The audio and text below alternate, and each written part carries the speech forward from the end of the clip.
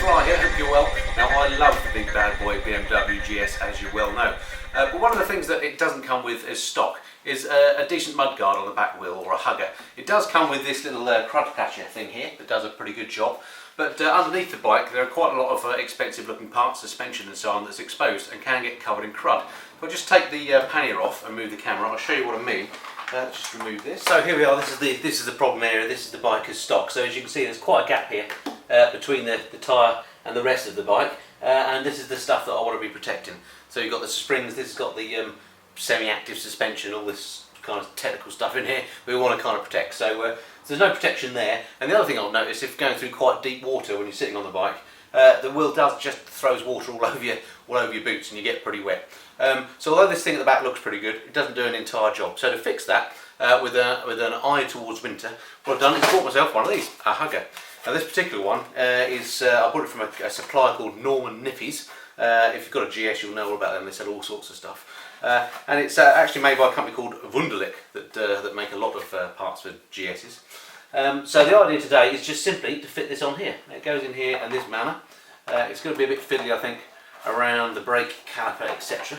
There's just a couple of bolts to replace, and it should sit on there like that and hopefully keep you protected. So how hard can that be? So stay around, stay tuned. Let's have a look and see how we do with fitting the hugger. Okay, so we've got some tools and things ready to rock and roll. First things first, I think, and let's just remove the tax disc holder, because that's going to get in the way a bit, I think. So it's one of these, yet another one of these Torx connectors. And of course, here in the UK, these tax discs will be a thing of the past very soon. 1st of October, don't need to display these anymore because it will be done electronically. But anyway, for now you do need them. So let's just put that back in so we don't lose it.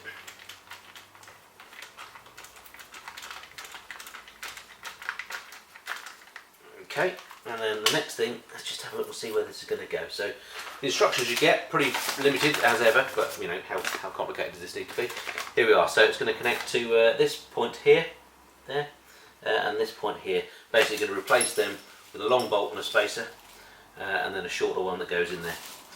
Okay, once again, they're BMW Torx type connectors, so let's just try, that one's good for that. Let's get these loosened off next then.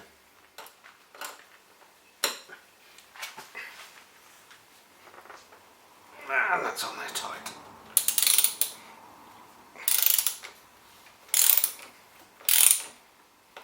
I think what we should do is get this on the centre stand, just to take the weight off the wheel, just in case of any funny business with this particular linkage here.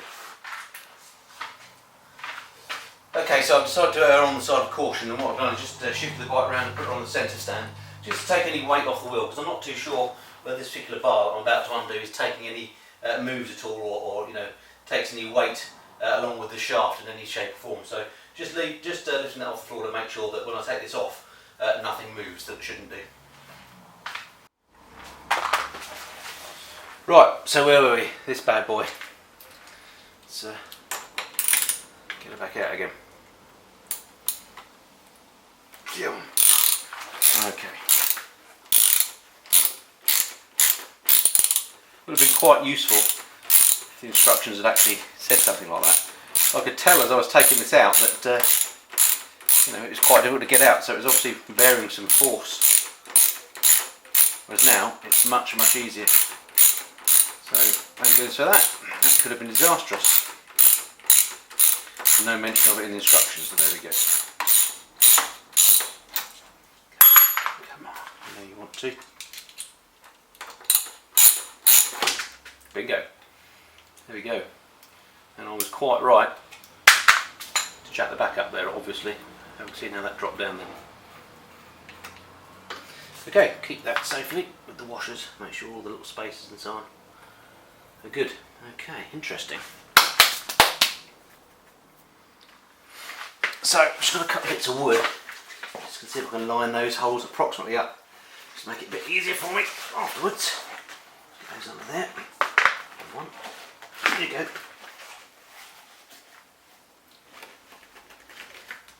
That's one. A bit under there should be alright.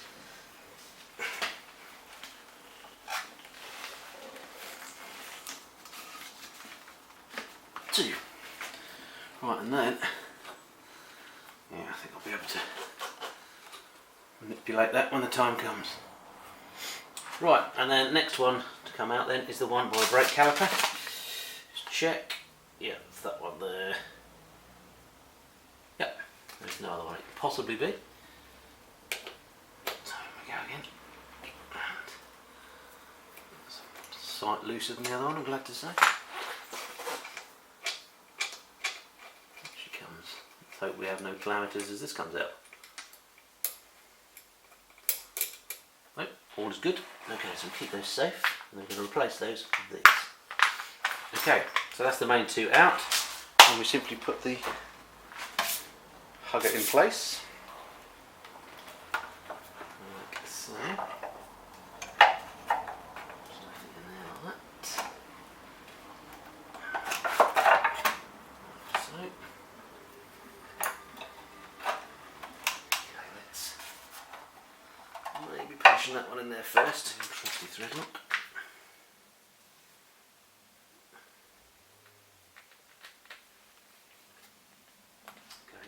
Locates in there.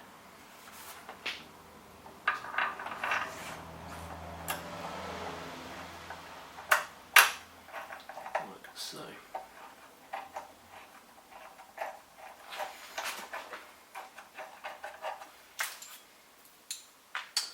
Okay, was it? Oh no.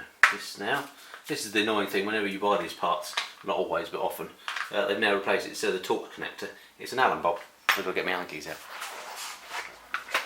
Look, that one perhaps. Or close.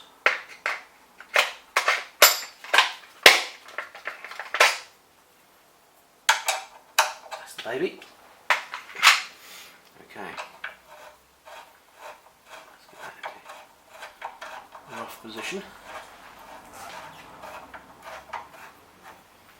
One and dandy. Okay, now this one I sense is going to be the tricky one. Quite a lot to line up here. In fact, so I can move things around. Okay, so clip to be lined up with link arm with suspension. There we go. Looks like that clips over there. What's this? Let me space it.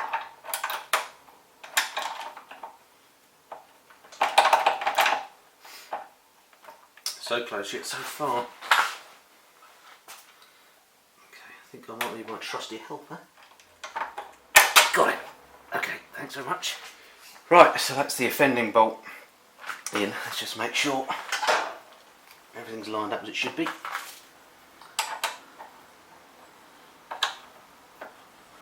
Let's have a look in there. Nothing nipped. It's all good. We've got a thread lock on. Should be fine. Let's see if that will go in and play ball.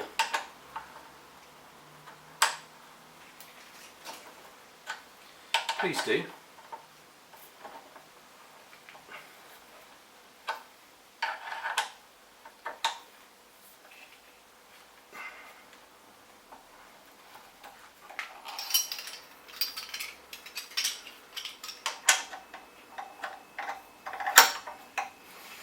Okay, that's not going anywhere. Right, so that one's on. Let's just have a last check of this one. Not that one. This one, just make sure that's nice and tight too. That wasn't uber tight. That's fine. Okay, so it all looks good. It's not moving, it's nice and solid. Very excellent. So that is the hugger fitted. I'll just take the weight back on the back wheel, make sure there's no issues there. Like so.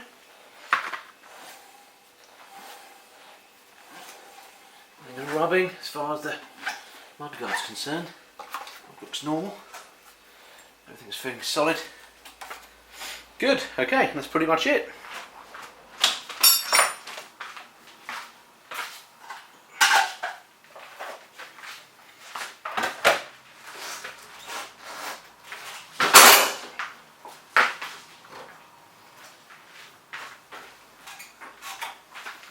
So there we have it. Looks really good actually, really pleased with it now, but I suppose it took me about half an hour or so, and although it seemed simple. It was just 2 bolts. I have to say it was much more difficult to do than anticipated, and that is often the case with these accessories, I find.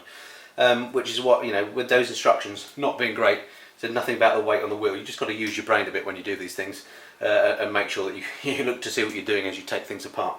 Anyway, it's all gone on fine now. The clips are back. Nothing's nipped up. It's nice and solid. It's all good. So hopefully no more wet legs. Okay, till next time. This has been the Mission and Fly. Cheerio.